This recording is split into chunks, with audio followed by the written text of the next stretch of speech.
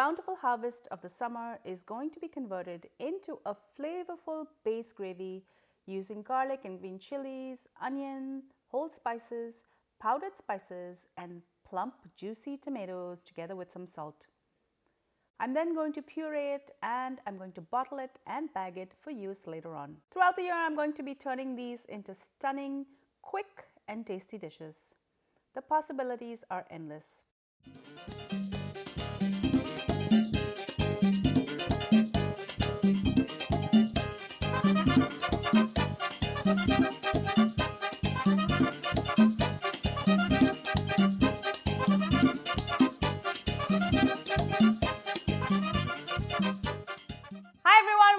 Cravings Food Adventures. I'm Karen Ahmed. It's summertime and there's an abundance of tomatoes, and I'm going to be making a very simple base gravy that I'm going to put in my freezer, and I'm going to use this base gravy to make different other recipes.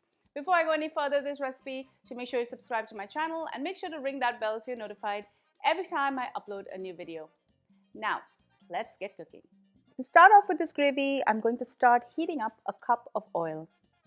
I'm going to add in 1 cup each of green chilies, garlic,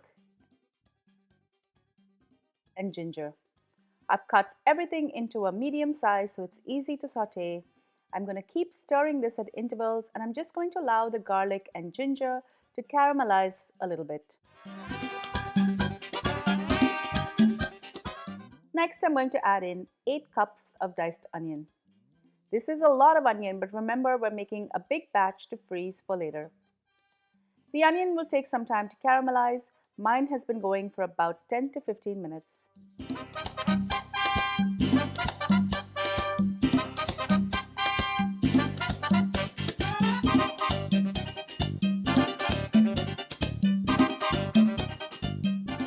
Now I'm going to add in some whole spices. I'm going to add in a 1/4 cup each of black pepper, fenugreek seeds,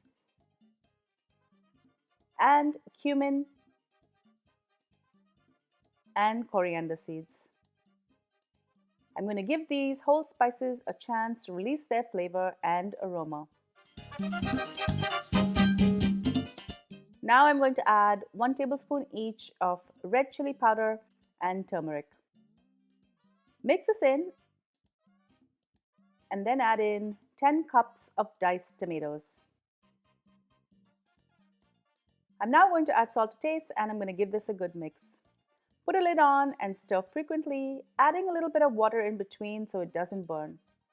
We want to cook this for at least 10 to 15 minutes till the tomatoes are nice and mushy. Now that the tomatoes are nice and soft, I'm just going to allow this to cool completely. Once this is cool, I'm just going to puree this in batches.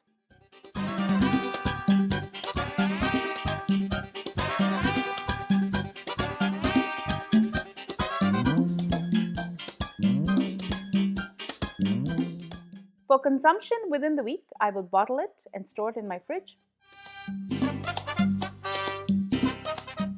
But typically, I will just bag this and freeze it for use later. And here are some recipe suggestions. To make this shrimp and pumpkin curry, I want a very thin gravy. So I'm going to defrost about 2 cups of this base gravy, and then I'm going to strain it. I'm actually going to put it back into my food processor. I'm going to add some water and I'm going to process it again. Now it will be very easy to strain. Repeat this process 1 or 2 more times. Look how smooth and silky this gravy is. To make a quick shrimp and pumpkin curry, I have 500 grams of shrimp here, and I'm just going to allow this to saute briefly in the hot oil. You can also add the shrimp in raw later, but I prefer to saute it a little bit. It enhances the flavor of the gravy.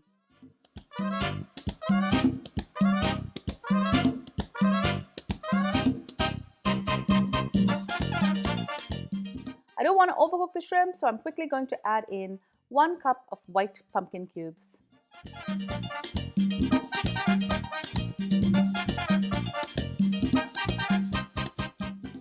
Now I'm going to pour in all of the gravy, and I'm going to make sure to scrape in every bit.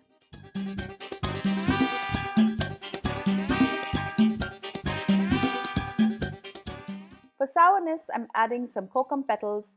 These are fruit peels that are preserved and used to give the curry some sourness. If you want to add more sourness, just soak these in a half cup of hot water ahead and then add it to the curry. I'm also going to add in 2 green chilies and salt to taste. Cover this and allow this to cook for about 15 minutes.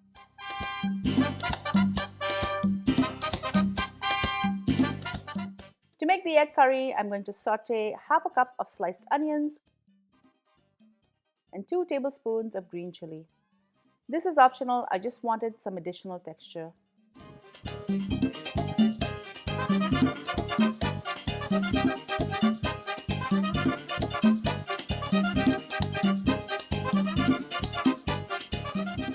I'm going to add a bit more oil and then I will add in 6 boiled eggs.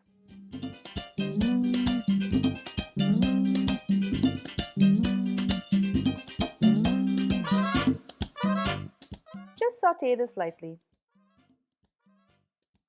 Now I'm going to add in 2 cups of the base gravy that I defrosted,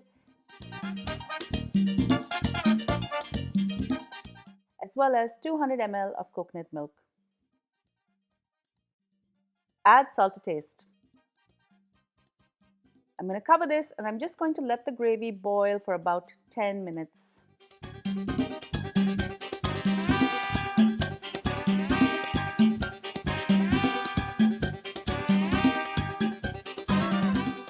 And finally, who doesn't love dal? Again, this is optional, but I'm going to add in half a cup of sliced onions and 2 tablespoons of green chili for some texture.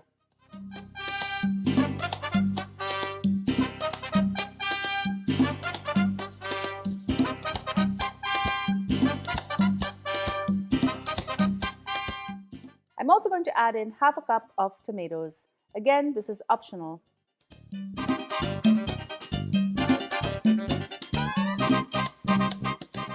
Now I'm going to add in 3 tablespoons of the base gravy. This contains all of the flavor that you need.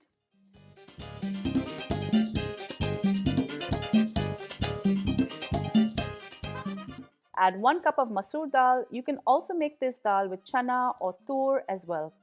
I've pre-soaked the lentils and I've rinsed them. Next, I'm going to add in 1.5 cups of water.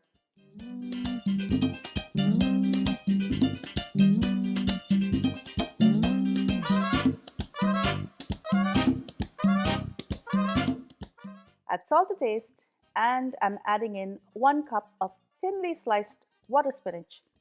A friend gave this to me from her garden. You can use regular spinach or you can omit the spinach altogether.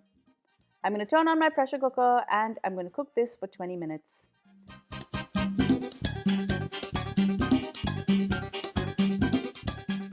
Give this a stir and it's ready.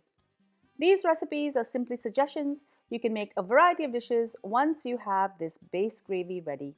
Enjoy.